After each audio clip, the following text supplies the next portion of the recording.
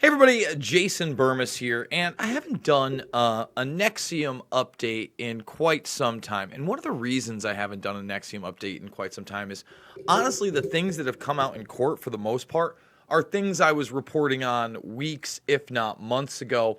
There's not a huge amount of new information out there. However, I really want to focus on some of the headlines, what should be focused on, some past minor headlines that went nowhere in kind of this sensationalistic media and were not focused on, and get into how Allison Mack, who you might be able to see an eyeball over my shoulder here, is not an innocent person.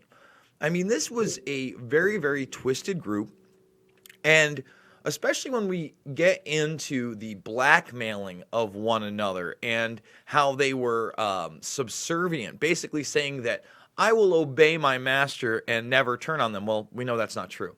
See, as soon as the rubber hits the road, as soon as the pressure is really there, all that nonsense of pledging to one another, of mind control, when they realize they're going to spend the rest of their life in prison, well, they'll flip. But unfortunately, when you have a ton of money and a ton of power like Claire Bronfman does, well, you just flip, you pay $6 million, you say that you're going to do 21 to 72 months. If you get sentenced to more to 27, you can appeal it at some country club resort the likes of an Anthony Weiner goes to or a Dennis Hassert goes to. And you know why I'm mentioning that. But we're going to keep that on the low. So what is in these headlines? Well, let's focus on the Hollywood aspect of it. Smallville star Allison Mack allegedly told Slave she would become Wonder Woman. And here you have somebody who wants to be an actress. And remember, there were several of these women that wanted to be actresses. And you've got somebody that's on a popular TV show, and she's telling you, we can do it together. And by the way, we're funded by this billionaire family, the Bronfmans, and we're all about women's power. Meanwhile, Allison Mack herself, we're going to get into the blackmailing, had made up false allegations against others on abuse. And that's another twisted aspect of this. While people were, and children, we're going to get to the children aspect, were being abused, we're just going to say abused, you know what I'm talking about. They were actually having people record themselves in confessions of things that never happened so that they could try to compromise them later if something like this were to occur. And remember, there's a ton of litigation in here. These people, we've gone over it in past videos, were hacking Edgar Bronfman and others. They were in lawsuits with Microsoft, for God's sakes. So when we get here, I went and saw Catherine Oxenberg. If you'd like to go check that out, please. If you're not subscribed, by the way, please subscribe. But if you scroll all the way down, we're going to have to wait a second here for it to load to my NXIVM stuff very early on. Here you go. NXIVM Symposium. This is the after show. This is the whole show. Oxenberg doesn't get to talk as much as I like. I don't trust Boucher. I tell people to go check that out because we also have a lawyer that sued NXIVM twice. One once, I think, was still in litigation in the other case. Eye-opening stuff you're not going to see anywhere else. So please go check that out. Now, Oxenberg's daughter was rescued, but again, if you read the court papers, if you read the documents, some of these women were coming in at under 100 pounds. In their 80s. They were literally fed a regimen of almost nothing. They were weighed on scales. They had pictures taken of them. They were degraded. And people like Allison Mack were recruiting them in. On the flip of that, people like Nancy Salzman and Lauren Salzman, all right, a mother-daughter combo, were bringing in others with the help of Carlos Salinas, the son of an ex-Mexican president. And that's where we're going to get into some of the nitty-gritty. And that information came out obviously a while ago, but made headlines like a week and a half ago, and it wasn't focused on. What's being focused on? The Hollywood stuff. And I get it, because it sells. And listen, Allison Mack knew what she was doing. she may have been completely brainwashed. That is not an excuse. She was trying to get Emma Watson. I'm a fellow actress like yourself and involved in an amazing women's movement. I think you dig. I'd love to chat if you're open. Now remember, Mack, along with Rainier, in March, although they got it thrown out, there were child trafficking charges and CP charges. Again, dropped, but they hadn't been filed, and we were wondering what was going to happen because we all saw that initial indictment that had that in there, and then that kind of disappeared. And then all of a sudden, those two were named, and then those charges were dropped, but they said Rainier could possibly have them come up again in a different jurisdiction. SW, I mean, she's recruiting. This may seem a bit random, but I'm an actress, and I work with a wonderful woman's org. I would love to chat with you sometime. Oh, boy.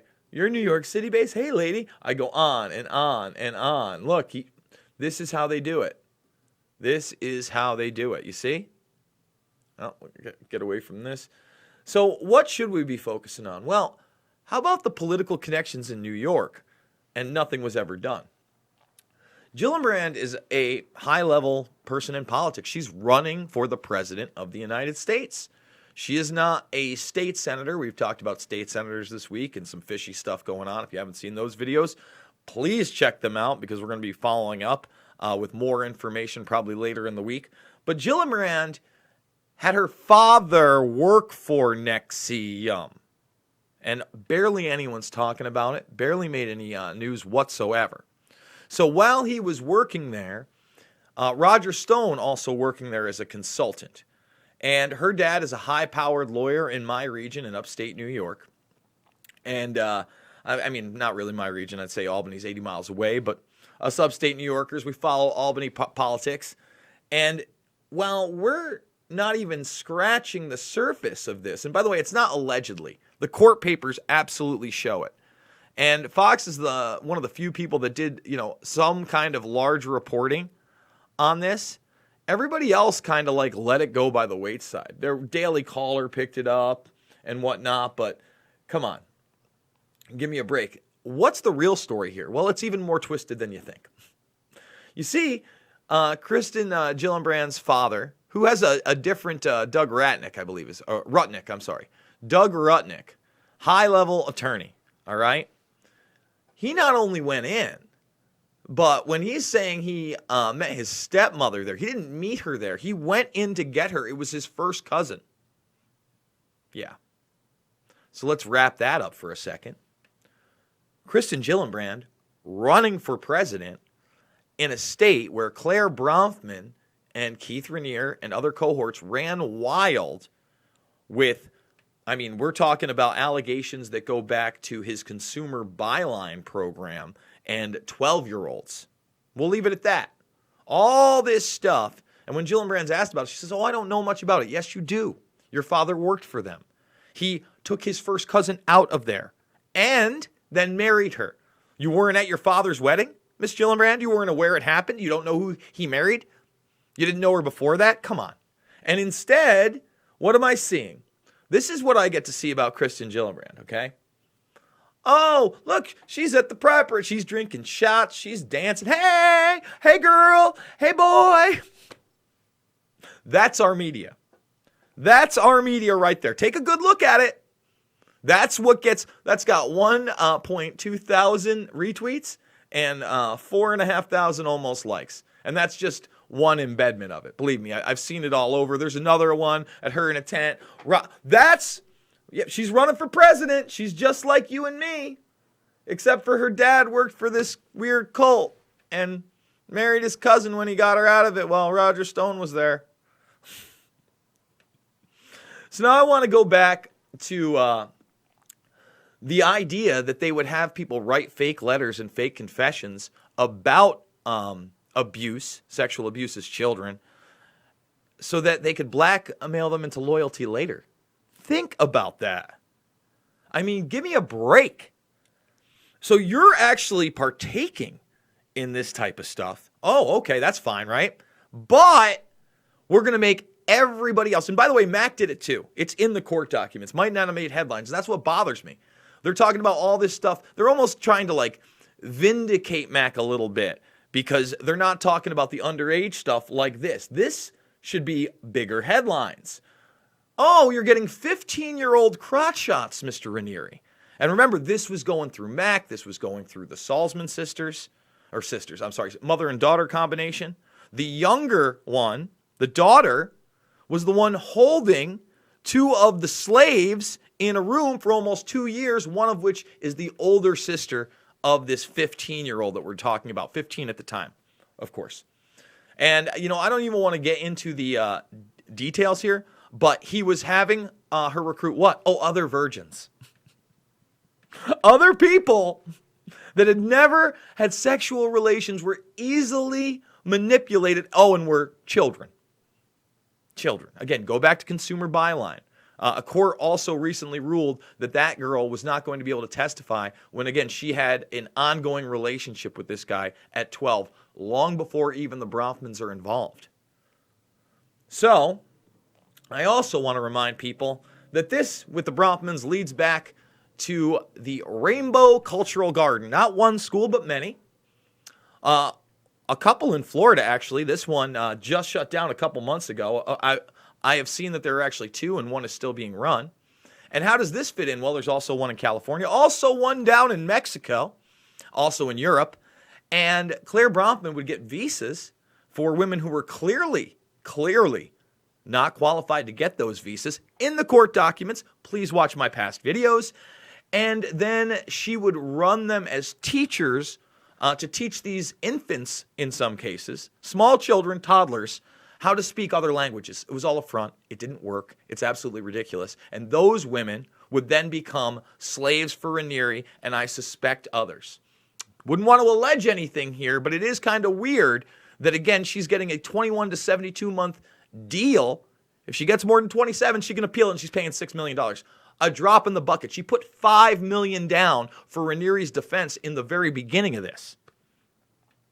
So, I want to remind people how much this is around children and political leaders and how concerned we really should be. Here's Emiliano Salinas. Okay, Carlos Salinas' son. I've been referring to him wrong.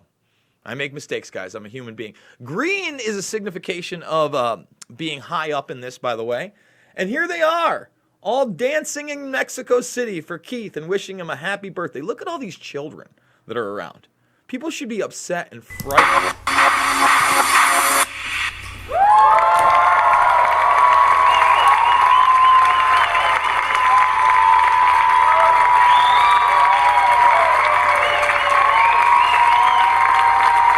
And I want to remind people, we have this idea in our heads that evil looks a certain way and evil acts a certain way. It does not. I'll bet you a lot of people thought John Wayne Gacy was a great party clown at their kid's birthday. Monster. And a lot of these people are walking around with badges. They're lawyers. They're doctors. They're politicians. They're billionaires.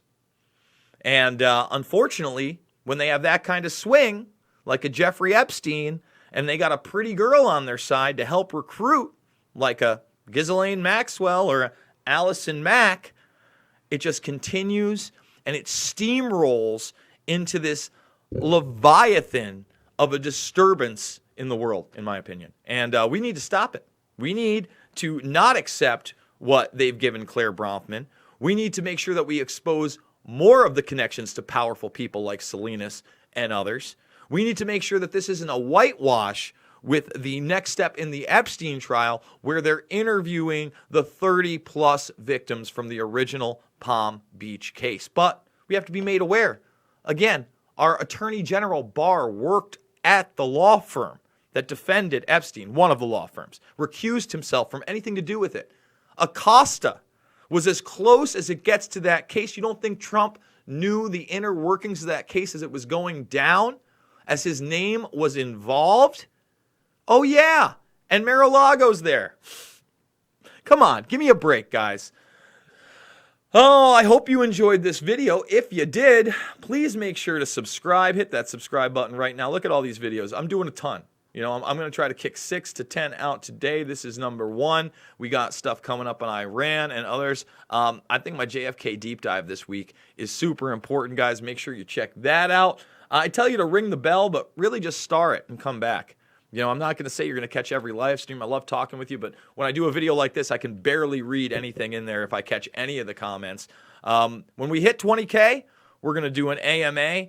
And I think I'm going to try to do one of those walk and talk videos a day as well. So that's kind of an AMA style broadcast as well. Guys, thank you so much, and I will see you on the flip.